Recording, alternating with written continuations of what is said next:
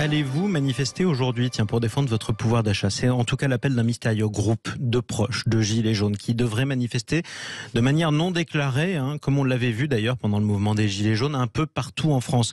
Vous nous appelez, on veut vous entendre, 0826 300 300. Est-ce que vous constatez que vos factures ont augmenté? C'est assez probable, mais qu'est-ce que vous en pensez justement? C'est votre avis qui compte. On en débat avec nos trois invités. Que faire pour enrayer cette crise? C'est la question qu'on va poser à Daniel Obono. Bonjour à vous. Député France Insoumise NUPES, Nouvelle Union Populaire Écologique et Sociale, vous êtes élu à Paris. Nous sommes également avec Mathieu Lefebvre. Bonjour à vous. Bonjour. Député Renaissance du Val-de-Marne. Et Pierre Gentillet est avec nous également. Bonjour à vous. Bonjour. Avocat au barreau de Paris. Je le disais, Daniel Obono, des appels à manifester qui ont fleuri sur Facebook. Ça nous rappelle le tout début du mouvement des Gilets jaunes. C'est un mouvement apolitique à la base. Est-ce que vous vous appelez à le rejoindre ou pas? Nous appelons à participer à toutes les formes de mobilisation qui portent des revendications tout à fait légitimes. Notamment, il y a un appel le 22 et le 29, les 22 et 29 septembre prochains des organisations syndicales. Notamment la CGT, ça c'est un autre appel, effectivement. Et puis nous avons porté dans ce débat un appel à une grande marche à la mi-octobre, justement contre la vie chère et sur toutes ces problématiques. Donc nous on travaille à cette mobilisation. Après il y a des formes, et vous l'avez dit, ce sont des formes auto-organisées et voilà assez libres, qui sont pas sous l'égide de mouvements politiques. Donc ça traduit surtout l'état du pays et un certain nombre de colères qui sont justifiées par les difficultés extrêmement fortes que connaissent nombre de Français et Françaises aujourd'hui. Et justement, on verra d'ailleurs aujourd'hui si ces manifestations rencontrent ou non du succès. C'est difficile de le savoir pour l'instant. Mais d'abord, avant de donner la parole à nos autres invités, Daniel Obono, vous nous parlez de manifester contre la vie chère. Concrètement, vous pouvez mettre tout le monde d'accord. De l'extrême gauche à l'extrême droite, en passant par l'extrême centre, tout le monde veut manifester contre la vie chère. Mais quelles sont les revendications pour lesquelles vous manifestez, justement? Nous, une des revendications que nous portons, c'est notamment de se donner les moyens pour y répondre à travers des mesures comme la taxe sur les super-profits. C'est une campagne que nous avons lancée avec une pétition qui a recueilli désormais plus de 100 000 signatures. Vous pouvez y aller la signer et la diffuser sur le site Taxe Super-Profit. Ça, c'est une mesure qui a été refusée par le groupe macroniste lorsque nous l'avons proposé et que nous pensons par contre que justement pour redistribuer, voilà, notamment. et puis c'est de la justice sociale et on voit sur ces questions-là, vous parliez du mouvement des Gilets jaunes qui originellement s'est construit sur un sentiment, enfin une réalité, pas un sentiment d'injustice sociale et du fait que c'était les plus défavorisés qui devaient payer, que les plus pauvres payaient davantage que les plus riches. Voilà. Et donc il y a un enjeu de justice sociale et notamment aussi de justice climatique. On pourra en discuter sur la question de l'énergie. On va y revenir justement sur voilà tous les débats qu'il y a pu avoir sur les jets privés, etc. Et donc ça c'est une mesure concrète. Nous proposons aussi l'augmentation du SMIC. Ça c'est une mesure sur laquelle et les macronistes et l'extrême droite s'est opposé, comme nous l'avons proposé. En tout cas, c'est vrai que ça n'a pas été voté à l'Assemblée nationale. Donc les revendications sont très précises et ne font pas encore partout. Et justement, pourquoi Monsieur Lefebvre, Mathieu Lefebvre, pardonnez-moi, député Renaissance du Val-de-Marne, vous avez voté contre l'augmentation du SMIC? Oui, mais j'observe que Madame Obono, elle a voté contre la loi en faveur du pouvoir d'achat. Bien dans le micro, Monsieur Lefebvre. Elle a voté contre la loi de finances rectificative. Elle a voté contre 40 milliards d'euros qui vont protéger les Français dès cette année. Elle vote contre les hausses de salaire pour les fonctionnaires. Elle vote contre le bouclier tarifaire qui fait que sans cela, le prix du gaz aurait doublé en France. Donc, du côté de la France Insoumise, il y a un peu les discours et les actes. Sur les appels à manifester, moi, ce que je voudrais dire, c'est que le droit de manifestation, il est constitutionnel en France. Au cas d'espèce, je suis pas certain que cette manifestation soit autorisée parce qu'elle n'a pas été déclarée. Le rassemblement n'a pas été déclaré. Je le confirme. Et j'ai regardé sur Twitter un petit peu quels étaient les mots d'ordre et je suis extrêmement surpris. Qu'est-ce qu'on voit? Saccage de Paris, Macron trahison, destitution de Macron, insurrection, siège de Paris. Bon, moi je vous le dis. Ça rappelle autant de choses qu'on avait entendues et vues pendant le mouvement des Gilets jaunes. Saccage Paris, c'est autre chose. Ce sont des opposants en général à la maire socialiste de Paris, Anne Hidalgo, à qui certains de ses administrés reprochent d'avoir défiguré, je cite, la capitale. Tout à fait. Donc ce que je veux dire, c'est que nous privilégions la démocratie parlementaire et on aura un débat très intéressant avec vous, Madame Obono, à l'occasion du budget. Mais pour vous le dire très clairement, je préférerais toujours les débats à l'Assemblée nationale morale plutôt que les mots d'ordre d'insurrection dans la rue auxquels je ne souscrirai jamais. Pierre Gentillet, vous êtes avocat, vous participerez pas au prochain débat à l'Assemblée nationale, mais vous manifesterez peut-être ? Ah, peut-être, on va voir, encore une fois. Moi, j'attends de voir, effectivement, comme tout le monde, je suis assez curieux de regarder cette manifestation et si ça va prendre. D'autant que ce qui avait fait l'originalité et la force des Gilets jaunes, c'était le fait que c'était organisé par aucune structure connue. D'ailleurs, ça n'a jamais été structuré. Alors, certains ont dit c'est ce qui a fait peut-être que les Gilets jaunes n'ont pas abouti. Moi, je pense que c'est surtout le grand enfumage de Emmanuel Macron à la fin sur son grand débat qui a accouché d'une souris. Bon, mais c'était aussi le fait que c'était totalement spontané et imprévisible. Et là, nous sommes devant ce cas de figure. Alors, ça ne veut pas dire que ça va se transformer en gilet jaune. Pour autant, on voit qu'il y a quand même un certain nombre d'éléments qui coïncident avec ce qu'on a vu au moment des gilets jaunes. C'est un mouvement spontané, je l'ai dit, une situation sociale tendue, encore plus tendue aujourd'hui qu'elle ne l'était au moment des gilets jaunes. Maintenant, ce qui peut peut-être faire la différence avec le mouvement des Gilets jaunes, c'est qu'au moment des Gilets jaunes, souvenez-vous, on avait une Assemblée nationale qui était, alors là pour le coup, totalement contrôlée, enfin avec une majorité très large pour La République en marche. Aujourd'hui, je crois que ça s'appelle Renaissance, excusez-moi, je suis plus très à la page. Aujourd'hui, c'est différent. Aujourd'hui, ils n'ont plus la majorité absolue, ils n'ont qu'une majorité relative. Donc d'ailleurs, on est ravis de les entendre nous dire que l'Assemblée nationale est le cœur de la démocratie. D'ailleurs, c'est peut-être pour ça qu'il ne faut pas passer forcément par... j'ai entendu parler d'une entité ad hoc, un conseil national par lequel vous allez passer. Le Conseil national de la représentation situe au Parlement. Très bien. Alors justement, le Parlement est le cœur de la démocratie. Aujourd'hui, il a retrouvé une certaine vivacité. C'est là-dessus qu'on devrait normalement s'appuyer le plus pour régler ce type de conflit. Et nous allons tester dans quelques minutes, dans quelques instants plutôt, la vivacité du Parlement. On a 2 parlementaires avec nous et un avocat.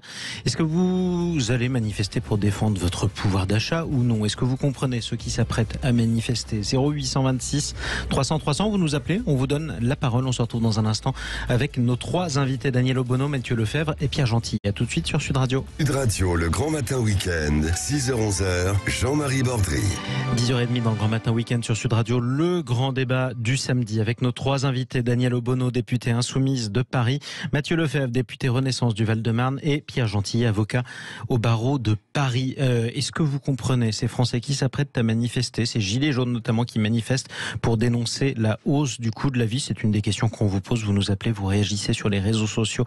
On vous donne la parole sur Sud Radio. Parlons aussi de la comparaison entre les différents pays, notamment la France, soyons nombrilistes, et tiens, un pays dont on parle énormément en ce moment, le Royaume-Uni. Il y a quelques minutes, on avait un journaliste britannique, Stephen Clark, qui nous expliquait, vous vous rendez pas compte à quel point c'est pire au Royaume-Uni qu'en France et à quel point les factures ont davantage augmenté et l'État ne joue pas son rôle d'amortisseur. Est-ce que ça c'est à cause du Brexit ou pas, Daniel Obono ?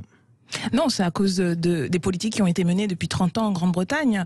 Il y a une nouvelle première ministre britannique, Liz Truss, qui s'inscrit et se revendique de l'héritage de Thatcher. Ben, on a là la conséquence du désastre social qu'a mené Thatcher en cassant tout l'État-providence britannique, et c'est ça qui fait aussi que il y a ces difficultés-là. Pourtant, je ne crois pas me tromper, Daniel Obono, en imaginant que vous avez toujours été dans l'opposition depuis que vous militez politiquement. Donc si c'est l'enfer politique en Royaume-Uni, est-ce que ça veut dire qu'en France on était beaucoup plus progressiste ?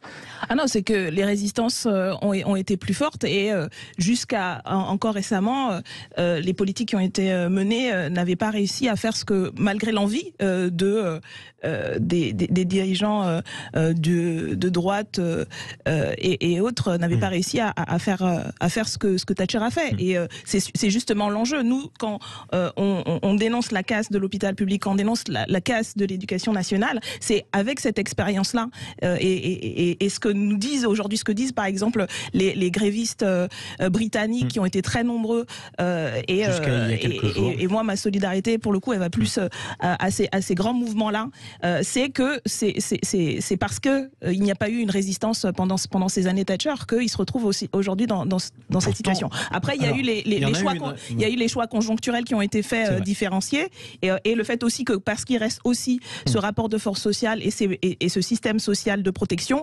ce qui a pu être fait en France a été conséquent, et tant mieux. Vous parliez de résistance sous Margaret Thatcher. Ceci dit, il y a eu des grèves absolument très dures et historiques qui ont duré des années. C'était les grèves des mineurs notamment. Ça n'avait pas suffi à l'époque, mais il faut quand même s'en souvenir aussi. Pierre Gentillet, entre la France et la Grande-Bretagne? C'est difficile? Non, mais oui. Alors déjà, c'est une question d'économie sur laquelle je me garderais bien d'avoir un avis précis. Donc j'écoute des économistes. Ensuite, en écoutant des économistes, je comprends aussi, j'entends que le gros n'est pas encore arrivé et que les Anglais ont ce que nous allons avoir d'ici Ils ont pris la vague avant quelques semaines, d'ici quelques mois. Voilà, c'est ça ce qu'on entend. Par ailleurs, alors il semblerait aussi que l'inflation telle qu'elle est annoncée en France, qui aujourd'hui est de 5,7%, les indicateurs français sont en décalage par rapport aux indicateurs européens, par exemple comme l'indicateur Eurostat, qui fixe à peu près 0,7 ou 0,8 points en plus pour la France. Donc vous voyez, on sous-estime l'inflation d'après... Il y a alors selon les économistes, encore une fois, selon des économistes, selon ceux que vous citez, il y a effectivement une différence, mais si vous voulez, c'est comme la météo, c'est la température ressentie et la température réelle. Sachant que les Français ressentent aussi. Et on n'y est pas tout à fait encore. Par ailleurs, et je suis d'accord avec Daniel Obono, c'est-à-dire que la politique qui a été menée au Royaume-Uni est une politique libérale, une politique de privatisation dont on voit aujourd'hui les effets. Mais attention, nous, en Europe, nous avons eu aussi, même si c'est un peu mieux, effectivement, dans l'Union européenne pour l'instant que par rapport au Royaume-Uni, mais nous avons eu aussi des politiques de libéralisation qui ont des effets directs. Par exemple, sur l'énergie, sur le coût de l'énergie, qui va impacter les Français en décembre. Le marché de l'énergie a été libéralisé dans les années 2000 à travers un certain nombre de directives européennes. Je pense notamment aux directives de 2003 et de 2006, si je ne dis... Oui, 2006. Elles ont libéralisé le marché de l'énergie et c'est ce qui fait aujourd'hui qu'on a un prix de l'électricité qui s'est complètement envolé. Donc il y a une responsabilité des politiques sur la situation économique. Ou si vous voulez, l'inflation, c'est pas un nuage, c'est pas la météo, si vous voulez. Il y a quand même aussi une action des politiques sur cette situation, une responsabilité. La réponse d'un de ces politiques qui soutient le parti. Il y a une responsabilité des politiques. D'abord, c'est l'enjeu de l'urgence climatique, justement. Vous oubliez Julien Lefebvre. Ça fait 2 fois que je vous appelle Mathieu Lefebvre. Et vous oubliez tous deux que si on a une crise de l'inflation aujourd'hui, c'est d'abord en raison de la guerre en Ukraine. Il ne faut pas remonter à 30 ou 40 ans. Non, c'est d'abord, si je peux juste... On a entendu vos désaccords, mais c'est autour de Mathieu. On peut ergoter sur les chiffres, dire on est à 0,5, 0,3, etc. La vérité, c'est qu'on a l'inflation la plus basse de l'Union européenne après Malte. Et pourquoi? Elle est réelle malgré tout. Raison? Elle est réelle malgré tout, mais enfin, c'est quand même la plus basse de l'Union européenne. Et pourquoi? Vous essayez de chercher la solution, de savoir pour quelle raison. La raison, elle est très simple. C'est qu'on a bloqué les prix du gaz et on a fait en sorte que les prix de l'électricité ne soient pas supérieurs à 4%. Si on n'avait pas fait ça, si la majorité présidentielle n'avait pas fait ça, les Français, ils auraient vu une explosion de leur facture de gaz et d'électricité. À tel point que les Britanniques, aujourd'hui, ils sont en train de se rendre compte qu'ils n'ont peut-être pas pris ces mesures, ils auraient dû les prendre. Et Madame Truss a annoncé un plan en milliards de livres, justement pour protéger les Britanniques de ces effets de l'inflation. Donc moi, je regrette toujours un petit peu. Pareil, il y a les grands discours et puis il y a les actes. Vous avez voté contre ces mesures qui ont permis de protéger le pouvoir d'achat des Français. Nous avions proposé le blocage bien avant que vous y mettiez. Et du coup, pourquoi vous avez voté contre? Non, à un niveau un blocage, bien c'est un supérieur. blocage. Non, c'est pas le même blocage parce qu'il y a quand même une augmentation. Le prix du gaz est bloqué, madame. Oui, mais pour un grand nombre de Français et de Françaises... Il n'est pas bloqué. Pour un grand nombre de Français et Françaises, la réalité, c'est que ils ne pourront ou elles ne pourront pas se chauffer cet hiver. Pour un grand nombre, parce que la situation sociale économique, si vous ne le savez pas, l'augmentation des prix des fournitures scolaires, l'augmentation des prix. Vous n'avez même pas voté l'aide de rentrée scolaire, Madame Obono? Non, nous avons proposé l'augmentation du SMIC, nous avons proposé justement la taxation des super profits pour qu'il y ait une répartition. C'est une taxe pour le budget de l'État. Et vous y êtes opposé. Donc non, la question c'est que ces mesures sont insuffisantes parce que même insuffisant, mais vous votez contre. Même votre Première ministre a reconnu qu'il va y avoir encore des augmentations. Donc il y a un blocage modéré. Nous pensions qu'il était possible et nécessaire de le faire bien avant. Vous ne l'avez pas fait. Et aujourd'hui, ce sont les Français qui en payent le prix. On peut toujours dire que c'est pire ailleurs, mais je vous assure que la réalité des gens aujourd'hui... Personne n'a dit que c'était très bien ici. Oui. La réalité, c'est que vous avez voté contre. C'est qu'elle est terrible et vous n'êtes pas à la hauteur de la situation étant donné l'urgence sociale. Parlons, Mathieu Lefebvre, Daniel Obono, Pierre Gentillet, aussi de votre vision de la société. Hier, le secrétaire général du Parti communiste français, Fabien Roussel, a affirmé, je cite, « La gauche doit défendre le travail avant les allocations et avant les minima sociaux ». Je rappelle qu'en ce moment a lieu la fête de l'humanité qui rassemble toute la gauche, y compris la France insoumise de Daniel Obono et le Parti communiste. C'est quoi la différence entre le travail et les allocations et les minima sociaux? Est-ce qu'on peut opposer les deux, Daniel Obono? Non, et c'est pas du tout ni l'histoire de la gauche, ni la réalité. Il y a un lien entre le travail et les allocations, parce que, par exemple, si on parle de l'assurance chômage, qui est une allocation, c'est le produit du travail. Je rappelle que ce n'est pas la charité, l'allocation chômage. Ce sont les gens qui ont cotisé. C'est l'assurance. Voilà, c'est une assurance. Donc on voit bien que c'est une vision, on va dire, un peu caricaturale de c'est ce que vous lui diriez si vous alliez à la fête de l'humanité aujourd'hui? C'est ce que nous dirions et ce que nous dirons et ce que nous défendrons, comme nous l'avons défendu dans la campagne avec des communistes. Et je pense que l'histoire du Parti communiste, c'est l'histoire justement de la conquête de ces droits, parce que ce sont des droits qui ont été conquis. Donc voilà, je crois que il y a une vague réactionnaire aujourd'hui et il est dommage de reprendre à son compte ce sont des pensifs de la droite et qui visent à stigmatiser une partie de la population. Et donc non, moi je ne me reconnais pas là-dedans et je pense que beaucoup de communistes ne se reconnaissent pas dans ces propos. Alors c'était peut-être une formule un peu à l'emporte-pièce, j'imagine, de Fabien Roussel, mais ce n'est pas en tout cas moi ma vision ni de la société ni de la réalité. Encore une fois, je rappelle quand même que une bonne partie des personnes, le non-recours aux droits et aux allocations signifie que des millions de personnes qui devraient avoir droit au RSA, à l'assurance chômage, etc., n'y ont pas droit. Donc la question c'est pourquoi ça a lieu et comment est-ce qu'on fait pour améliorer le quotidien des gens. Et Pierre Gentillet, un terme qui n'est jamais employé d'habitude à gauche, en tout cas, c'est le terme assistanat. Oui. Il a été cité aussi par Fabien Roussel, le secrétaire général du Parti communiste. Est-ce que ça existe ou pas l'assistanat? Bien sûr que ça existe. La question c'est de savoir dans quelle proportion. Et c'est tout le débat. Quelle est votre définition d'abord de l'assistanat? Définition de l'assistanat, c'est quelqu'un qui... Votre définition. Ah, ma définition. De l'assistanat. Ça fait deux fois que vous m'invitez, deux fois que vous me posez des questions sur des définitions. Non, mais c'est intéressant de voir aussi la définition qu'on met derrière un terme. L'assistanat, je pense que c'est une position qui consiste à attendre tout ici de l'État et de ne pas chercher à se sortir d'une situation défavorable. Maintenant, c'est vrai que la position de Roussel, je ne sais pas si c'est une position sincère, je pense que c'est plus une position en réalité tactique. Et on l'a vu depuis 2022. En fait, en 2022, il s'est aussi un peu révélé parce que il a eu des positions parfois peut-être un peu caricaturales, du reste pas en particulier de ça, mais des positions, on a l'impression qu'il essayait de se démarquer d'une certaine gauche pour revenir à un parti communiste, et même là encore bien avant, à un parti communiste des années 60, 70, 80. Là, effectivement, je comprends pas très bien ce qu'il vient faire à gauche avec une position comme celle-là. Maintenant, ça recouvre aussi, je le dis, une réalité évidente. Je précise que si vous nous écoutez, il y a peut-être aussi des communistes qui nous écoutent. Ils peuvent nous appeler aussi au 0826 300 300, nous dire ce qu'ils en pensent. Ils sont aussi les bienvenus. Mathieu Lefebvre. À entendre Madame Obono, j'ai l'impression que vous n'êtes pas dans la même alliance politique que Monsieur Roussel. Pourtant, c'est votre alliance, donc vous n'êtes absolument pas d'accord. On voit bien que la gauche aujourd'hui, elle a totalement perdu sa boussole idéologique et que cette alliance qu'on appelle la NUPES ne repose sur absolument rien.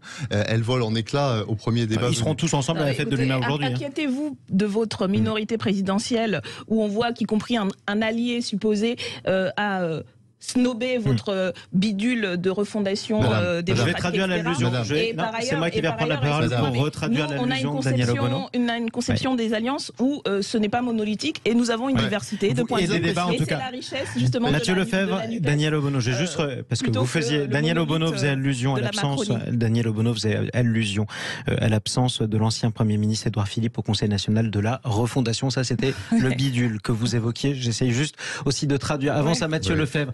C'est important aussi, parce que j'aimerais vous poser la question sur le fond, justement. Est-ce que ça existe, l'assistanat? Sur le fond, d'abord, je voudrais dire à Monsieur Roussel qu'il est le bienvenu pour voter toutes les mesures qu'on a votées en faveur... Non, mais très sincèrement, Monsieur Roussel est un parlementaire... Daniel Obono est d'accord, on vous entend sourire. Monsieur Roussel, c'est un parlementaire remarquable, il a toujours fait un excellent travail, il a été réélu, il est reconnu de tous, il n'y a aucune difficulté avec ça. S'il veut voter avec nous la revalorisation des heures supplémentaires, s'il veut voter avec nous la monétisation des RTT, la capacité pour les salariés à les racheter et à gagner plus quand ils se donnent plus dans leur travail, nous serons toujours d'accord avec lui et nous accueillerons sa voix, elle sera toujours la bienvenue. Nous, qu'est-ce qu'on essaie de faire? On essaie de faire en sorte qu'il y ait un écart entre le travail et le non-travail et le chômage. On essaie de faire en sorte que l'on gagne toujours plus quand on travaille plutôt que quand on est au chômage. Et c'est ce qu'on va faire notamment dans la réforme de l'assurance chômage qui prévoira qu'il y ait toujours plus de salaire. C'est ce qu'on a fait dans la précédente mandature en augmentant la prime d'activité qui fait que vous êtes incité à reprendre une activité. Et ça, c'est quelque chose qui est absolument essentiel dans notre société parce que le travail, ça veut dire quelque chose. Et le travail, en tout cas, permet aussi, c'était ce que disait Fabien Roussel, d'éviter de reposer sur les minima sociaux ou d'en avoir besoin, en tout cas, pour continuer à vivre. Inquiétude ou pas? ici autour de cette table, ce sera ma dernière question sur ce sujet-ci, pour l'avenir très proche des Français qui se demandent comment ils passeront l'hiver. Daniel Obono. Ah oui, bien sûr. Je pense que c'est une inquiétude qui est partagée. C'était déjà une difficulté majeure pour des millions de concitoyens et concitoyennes. Ça va l'être encore plus. Et surtout qu'on a un gouvernement qui n'est pas à la hauteur de ce qui se prépare. Et nous avons eu ces débats et nous allons à nouveau les avoir dans le débat budgétaire parce que non, ce qui est proposé, ce n'est pas de valoriser le travail, c'est de valoriser les dividendes, c'est de valoriser les super profits. Quand vous refusez d'augmenter le salaire minimum, vous ne valorisez pas le travail. Quand vous favorisez les niches fiscales, vous ne permettez pas justement à ce que la protection sociale, à ce que la sécurité sociale puisse protéger. Si, parce que ça remet en cause ce qui est un salaire différé. Je vous rappelle, les cotisations, c'est du salaire. Et donc, quand vous développez les exemptions fiscales de cotisation, vous faites un trou, même si vous avez voté pour la baisse de la CSG à hauteur de 3 milliards. On va pas refaire la liste. Nous proposons justement ce que nous proposons, et nous proposerons un contre-budget pour que ce soit à la hauteur de non seulement l'urgence sociale, mais aussi l'urgence climatique. Et on voit à quel point ces deux questions sont liées. Et aujourd'hui, le gouvernement n'est absolument pas à la hauteur. Pierre Gentillet. Justement, puisqu'on est un petit peu à l'Assemblée nationale ici sur ce plateau, on pourrait aussi dire que ça va être une épreuve à la rentrée et en décembre pour le Parlement de savoir si on peut trouver une position commune sur des textes. Alors je parle même pas de la retraite, mais effectivement quand il va s'agir de prendre des mesures d'urgence, on voit bien ici les deux philosophies qui s'opposent. Comment est-ce que Emmanuel Macron va-t-il pouvoir diriger? Et c'est là où on va voir certains acteurs sortir du bois, clarifier leur position, en particulier les Républicains qui aujourd'hui sont dans un jeu un petit peu étrange, on ne sait pas trop s'ils sont dans l'opposition, on ne sait pas trop si au fond c'est la remorque d'Emmanuel Macron. Ils ont voté certains textes. Il va y avoir, là ça a été bien rappelé, donc je ne rajoute pas effectivement des conséquences sociales. La question c'est de savoir à quelle ampleur. Là aujourd'hui on voit les nuages qui arrivent et on se demande quelle sera la portée de l'éclair, c'est un peu ça. Mais il va y avoir aussi évidemment des conséquences politiques. Je ne vois pas comment est-ce qu'Emmanuel Macron va pouvoir diriger pendant 5 ans. Eh bien justement, l'un de ses porte-parole qui est ici, Mathieu Lefebvre, en quelques mots. Oui, donc je veux faire une confidence. Il y a une majorité relative et il n'y a pas de majorité absolue, mais il y a une minorité absolue qui peut être une minorité de blocage et tout refuser. Alors en effet, si tout le monde se met d'accord pour voter contre ce que propose le président de la République, on en arrivera à une situation dans laquelle les Français devront payer 100 c'est le droit du Parlement. C'est le droit du Parlement de ne pas être d'accord. Mais absolument, mais c'est ce que je vous dis. Mais simplement, si tout le monde se met d'accord pour que les Français paient 200 € plus cher leur prix de l'énergie en janvier, moi c'est pas ma conception et c'est pas ce que je souhaite pour le pays. En tout cas, on parlait à l'instant de la démocratie. Parlons d'un autre régime démocratique. C'est dans un instant. Justement, comment expliquer la fascination pour les Français, d'ailleurs pas seulement les Français, évidemment les Britanniques, pour la monarchie britannique. Tiens, Daniel Obono, notamment, sont partis parler en France de monarchie présidentielle en critiquant le régime présidentiel de la Ve République. Et pourtant, on voit tout le monde plus ou moins ému, en tout cas, par ce qui est arrivé en Angleterre. On en parle dans un instant avec vous trois. À tout de suite sur Sud Radio. Sud Radio, le grand matin week-end, 6h-11h, Jean-Marie Bordry. Vous écoutez Sud Radio, il est 10h50 heure de Paris, il est 9h50 heure de Londres. Dans 10 minutes, un tout petit peu moins de 10 minutes, un événement historique aura lieu puisque ce sera la proclamation de Charles III comme nouveau roi du Royaume-Uni, de Grande-Bretagne et d'Irlande du Nord, ainsi que des 14 autres nations dont il est le chef de l'État. Revenons en France. Comment expliquer la fascination, notamment des Français, pour cette monarchie britannique? C'est comme si on était orphelin de ce symbole qu'est la monarchie, Daniel Obono. Est-ce que vous partagez au moins ce constat? Je partage pas la fascination du tout, mais je comprends parce qu'il y a une image quand même aussi qui a été développée autour de la famille royale, qui est une firme de leurs propres mots. On parle de firme dans The Firm, la firme, effectivement, voilà. C'est le surnom de la famille royale. Voilà, donc il y a un enjeu de représentation. Non, moi, à vrai dire, mes affinités politiques m'amènent à avoir plutôt de la sympathie pour la cause irlandaise que la couronne britannique, et d'avoir une vision aussi de cette couronne britannique comme symbole d'une histoire d'un empire dont les traces restent à travers le Commonwealth, et de la problématique de cet empire. Pour vous, c'est une si je reformule vos propos, c'est une figure coloniale?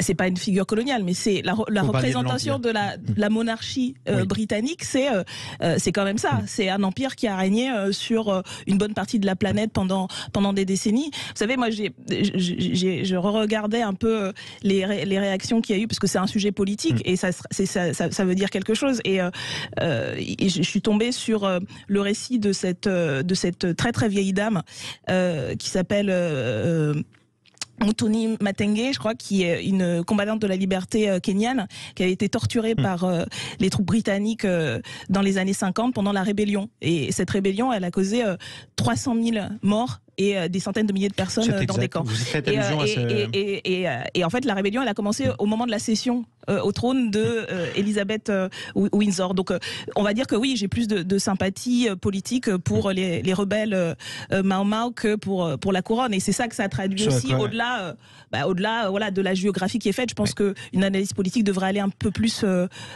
sur le fond et le caractère contradictoire, voire problématique de ce que ça représente. Pierre Gentillet. Moi je pense que c'était on va voir effectivement pour son successeur, mais c'est à la fois la monarchie et c'est à la fois la reine. C'est-à-dire qu'elle avait aussi sa personnalité. C'était la grand-mère de tous les Anglais. Et je pense que avant-hier, quand les Anglais se sont réunis devant le Palais Royal, enfin beaucoup d'Anglais, ils avaient aussi l'impression de pleurer un peu leur grand-mère. C'est un symbole d'unité. Et c'est aussi la monarchie un symbole de stabilité à travers le temps. C'était notre tour Eiffel, disait Stephen Clark tout à l'heure. Oui, et eux, ils ont réussi, à la différence de la France, effectivement, à préserver cette monarchie. La personne qui vous parle n'est absolument pas monarchiste, mais c'est intéressant de voir l'intelligence, si vous le dites, voilà, l'intelligence avec laquelle la monarchie anglaise a su. Alors, il y a quand même eu des concessions, notamment depuis la Magna Carta de 1215. La monarchie anglaise a réussi à se préserver à travers les âges. Et c'est vrai que c'est ça qui est assez fascinant. Ensuite, moi, ça ne me fascine pas. Le mot est important. Je sais pas, le fascine. C'est une espèce d'affection et aussi une affection pour le monde ancien. Je termine en vous disant une chose. Vous savez, on en a parlé aussi, mais on fait pas le lien. Le XXe siècle passe définitivement maintenant, parce que Gorbatchev est décédé il y a peu de temps. Et là, maintenant, c'est Elisabeth II. On a vraiment l'impression que c'est le XXe siècle qui est en train définitivement de passer. N'oubliez pas qu'Elisabeth II, son tout premier Premier ministre, c'était Churchill. C'est vous dire le vertige de l'histoire. Mathieu Lefebvre. Pour répondre à votre question, je crois que les Français sont profondément républicains, mais ça ne les empêche pas d'avoir pour la reine une pensée singulière qui les accompagnait pour beaucoup tout au long de leur vie, qui a accompagné tous les événements historiques que nous avons en commun avec l'Angleterre et le Royaume-Uni.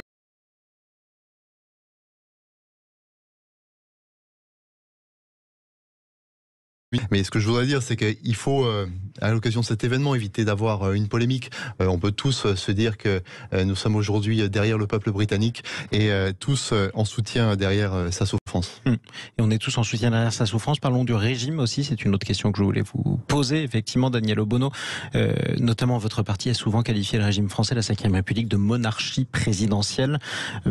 Vous continuez à faire cette comparaison ?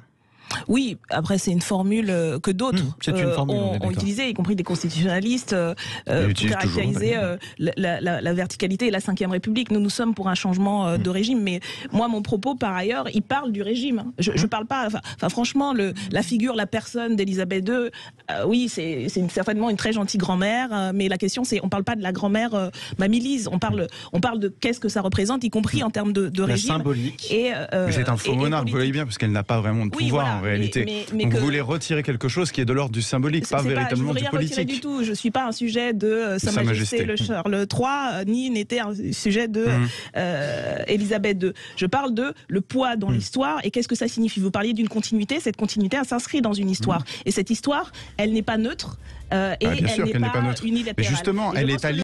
Peuple. Elle est la première des Britanniques et la représentante de son peuple. Je pense que par exemple le point de vue des Caribéens n'est pas le même que celui des Européens. À l'exemple, pourquoi pas d'ailleurs, ou des Irlandais n'est pas le même. À l'exemple de la Barbade.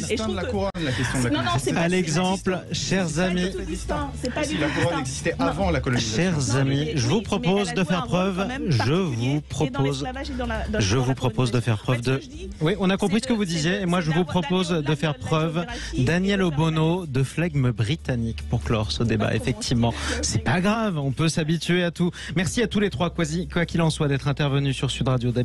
Daniel Obono, député insoumise NUPES de Paris, Mathieu Lefebvre, député Renaissance du Val-de-Marne, et Pierre Gentillet, avocat au barreau de Paris. Un autre avocat qui va prendre la route, c'est Jean-Luc Moreau.